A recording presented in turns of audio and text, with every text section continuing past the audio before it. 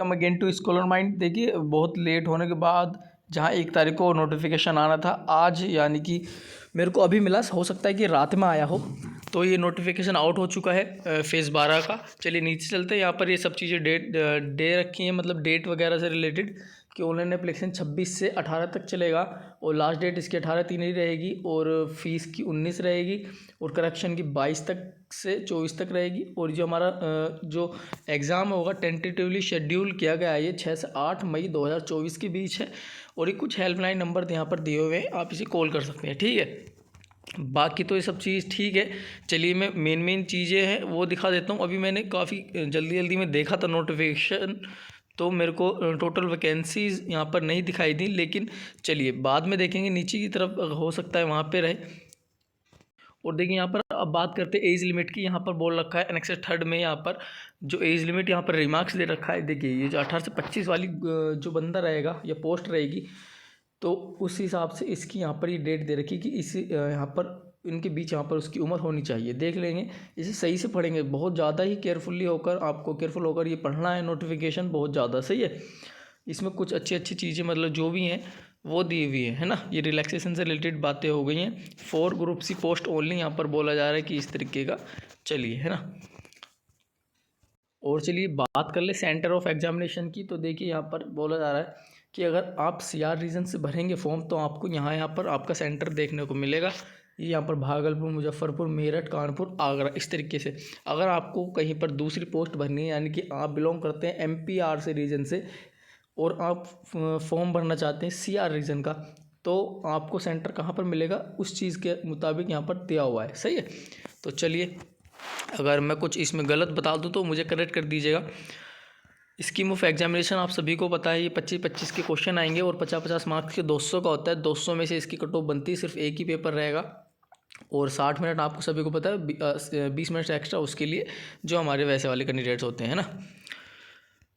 और negative marking हमारी यहाँ पर ये रहेगी, देखिएगा 0.50 मार्क्स यहाँ पर रहेगा ईच क्वेश्चन, रॉन्ग क्वेश्चन के लिए। और स्किल टेस्ट वगैरह भी देखिए यहाँ पर, skill test like typing, data entry, computer proficiency test wherever prescribed in essential qualification will be conducted. यानी कि जहाँ पर सबसे पहले जो मैंने एक वीडियो पिछली बनाई थी कि वहाँ पर आप अपने नेचर ऑफ ड्यूटी और जो आपका रिक्वायरमेंट है एसेंशियल क्वालिफिकेशन, डिज़ायरेबल क्वालिफिकेशन, उसे चेक करेंगे कि वहाँ पर स्किल टेस्ट है या नहीं, तभी आप भरें। चलिए आगे चलते हैं सिलेक्शन प्रोसेस की तरफ।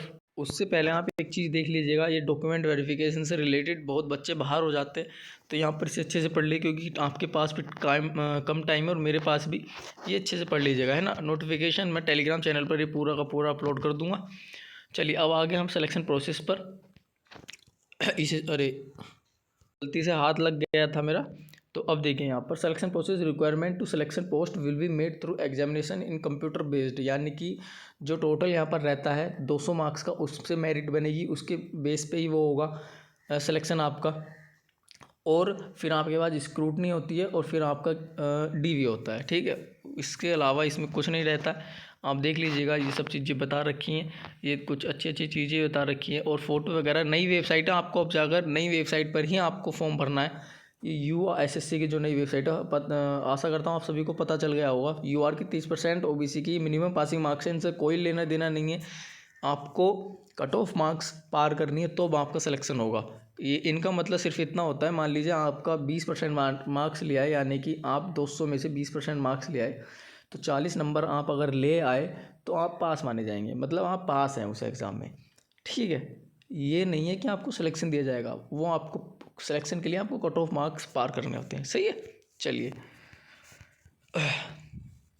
अब देखिए मेन चीज़ यहाँ पर हमारी ये है, वैकेंसी डिटेल दे रखी है यहाँ पर। तो किसी को भी पूरी डिटेल में इन्फॉर्मेशन चाहिए तो आप इसी लिंक पर क्लिक करेंगे, या डायरेक्टली मैंने किस तरीके से बता रखा है पिछली वीडियो में, आप उसे भी रेफ़र कर सकते हैं।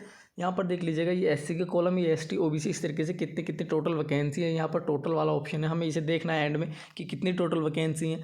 और ये पोस्ट का नाम है, डिपार्टमेंट आपको कौन सा मिलेगा, एज ग्रुप, जैसे कि हमने ऊपर देखा था कि किस किस तरीके से उनकी डेट ऑफ बर्थ किसके बीच में रहनी चाहिए, 18 से 25 है, ये ध्यान रखेंगे। और ये लेवल दे रखा है कि पोस्ट का, यानी कि सैलरी का पे लेवल कितना रहने वाला है ना।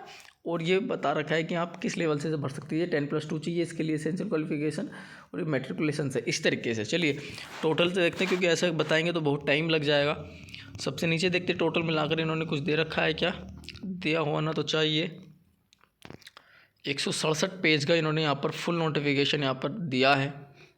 काफ़ी लंबा नोटिफिकेशन है ना, क्योंकि इसमें वैकेंसी डिटेल हर रीजन से अलग अलग दी जाती है, तो इसीलिए। और फिर उन्होंने प्रॉपर ऊपर दे रखा है कि आपको फॉर्म कैसे फिल करना है, OTR कैसे करना है, तो आप उसे भी ध्यान में रखेंगे, इसीलिए लंबा हो गया है।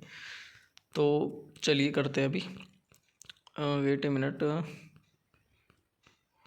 आगे हम 164 टोटल देखिए दोस्तों, यहाँ पर 2049 वैकेंसीज है, जिसमें 255 SC की हैं और ये 124 शायद से ST की हैं।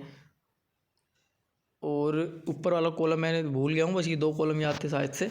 और 2049 यानी कि 2050 के आसपास आपकी टोटल वैकेंसीज है। तो अच्छे से पेपर दीजिएगा और अच्छे से करिएगा, क्योंकि मई में पेपर है, फरवरी निकल चुकी है, मार्च अप्रैल में आपका पास 2 महीने, तो लग जाइएगा, ठीक है। थैंक यू दोस्तों।